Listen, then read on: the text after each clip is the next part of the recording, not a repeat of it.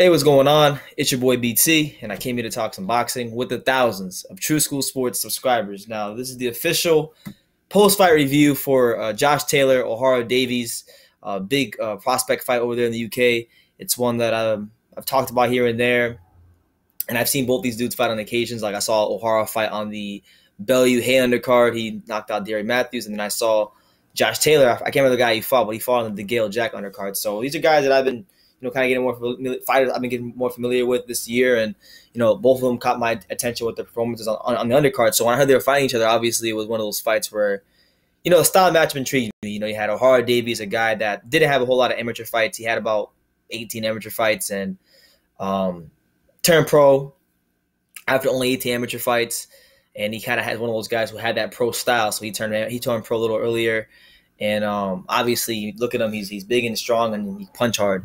So you got the power and the awkwardness of Ohara Davies, and then you had Josh Taylor, a guy who for 140 is big for the weight, is a guy that is rangy, can box, can punch, counter punch, body punch, just overall the more complete fighter of the two. But still, the style matchup was still intriguing, and you really didn't know about these guys as far as like they hadn't proven themselves. They haven't had that big step up fight yet. So that's what intrigued me about this fight when I heard it was happening. So just give you my little round by round breakdown of the fight from what I watched, because I just watched it. I didn't get a chance to watch it live, but I just watched it on YouTube.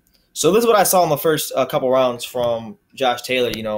Early on, Ohara he fights in that Philly shell, so his elbow was out. But like when he fights in the Philly shell, he has this really bad habit. He'll lean to his right, and when you're fighting a guy who's a southpaw and they can just shoot that left hand right there, like it's almost like he was lined up for the left hand.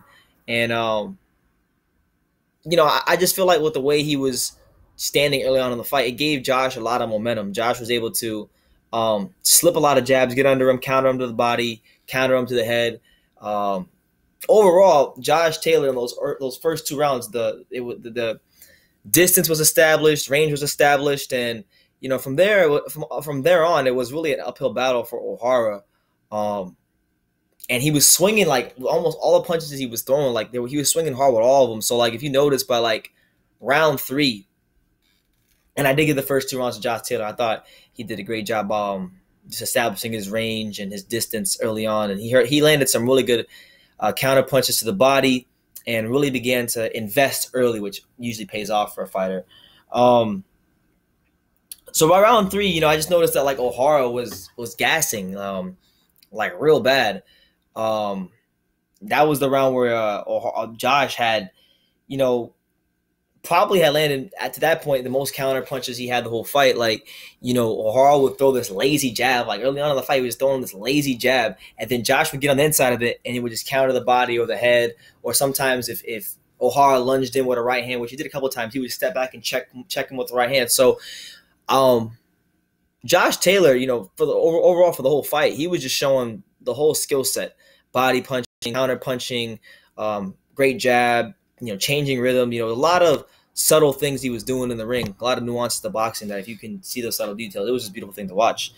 So by round 3, he was beating the hell out of Ohara Davies. You can see from round 3 that Ohara was someone that was a class below Josh Taylor, and by the end of round 3, after eating so many body shots and counters and jabs and all that, all those different kinds of punches, he had taken a knee and was already way down the card. So by round 4, Josh was doing much of what he did in the early rounds, just getting inside of that jab, slipping, and landing a left to the body or a right to the head. It really didn't matter for Josh. He was switching stances, kind of like, a la James DeGale. Not like Terrence Crawford. Terrence Crawford switches and he stays there. James DeGale, will throw a punch, switch. It was kind of more like James DeGale, but a little bit more like, what's the word I'm looking for? Like his punches were a lot more crisp than James DeGale, because sometimes James DeGale can kind of smother his work or slap with his punches if he gets too close to you. I don't think from what I've seen from DeGale in comparison to Josh Taylor, albeit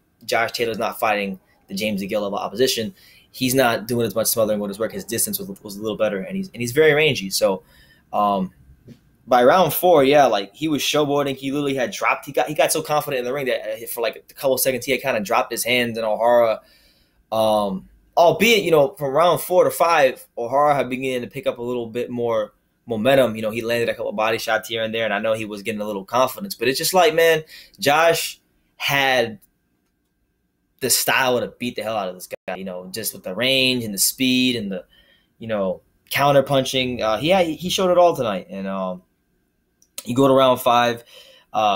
For the first, I would say, minute and a half, Ohara is doing his best work. He's getting there. He landed some nice shots to the body. He landed a straight right to the rib cage of Josh Taylor. Josh probably sat there in the pocket a little too long and didn't move, so that played into the strength of Ohara. But once Josh began to move, he had caught him with a couple counter punches to the body and a hook.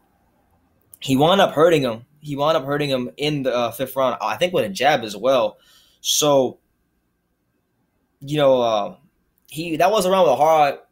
Probably you could score a 10-10 round because half that round Ohara won and then half of that Taylor won. But I slightly gave it to Taylor just for the simple fact that when he landed his cleaner and sharper punches, they actually hurt Ohara, and Ohara had to kind of retreat and be on his back foot. So that's what it is there. So round 6, Josh Taylor just getting more comfortable, taking his time even more and more. He's beginning to switch stances, throw different punches from different angles, and all. It seemed like all of them were landing. He was very accurate in this whole entire fight.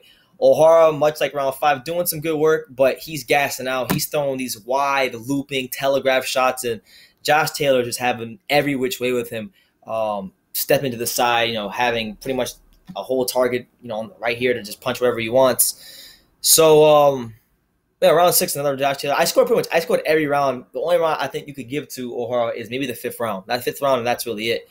Once we got to round 7, Josh early on in that round wasn't throwing as many punches as early on in the fight, but Ohara, like I said, was telegraphing a lot of shots, and I know Josh saw this for sure. So he's telegraphing a lot of shots, and he's able to sit there and just pick them and pick his shots. So the way the stoppage, because Josh Taylor winds up stopping Ohara Davies in the 7th round. The way the stoppage was set up is, Josh is going on the back foot. Ohara's coming forward. He throws I can't remember if it was a right hand or a jab, but he throws a punch of some sorts. Josh picks it off, goes to his left, and then as Ohara is coming back again, he throws another punch, and then Josh Taylor just clips him with a short check right hook. Ohara Davies goes down to the canvas, and then once he gets up, Josh Taylor goes on the offensive again, and he waves to the ref, signaling that he wants to quit. And Josh Taylor hits him about a shot or two more, and the fight gets stopped. And overall, it was a great performance. We saw a guy in Josh Taylor who we didn't really know. A lot of people didn't know much about. I knew very little of him myself, even though I've only seen him fight one time. But I remember liking what I saw from him when I did see him fight, and he just showed against another fellow prospect. Albeit, Ohara didn't have the amateur career Josh had. Because Josh Taylor, if you guys don't know, he beat Jeff Horn and he beat Jamel Herring, some good, solid names in the amateurs. And Ohara was looked at as one of those guys, who had the physical stature, who had the pro style to kind of not have a long amateur career. And he had some success. He beat a good veteran in Derry Matthews. But this, make no mistake about it, this was a world-class performance by Josh Taylor. Maybe he exposed Ohara a little bit, but that's besides the point. It's, in my opinion, from all the fights that I've watched this year, Josh Taylor had one of the most complete performances of this year. There really wasn't too many moments in that whole entire fight where he was losing at all. And I think when you look at the kind of confidence Ohara had, because when you find anybody who's undefeated, it takes a little bit more to beat them because they don't know what losing is like. So there's a little more resistance there when a guy doesn't have that loss. And Josh Taylor didn't only just outclass and beat Ohara Davies, but he beat the fight out of him and ultimately made him quit. So this is a guy that, when I saw him fight on the DeGale undercard, I kind of filed that name in my memory bank, and if I should hear anything about him again, I'd watch him. And I watched him, and the guy impressed me today. The guy impressed me in that fight. I think he has everything it takes to be a future world champion at 140.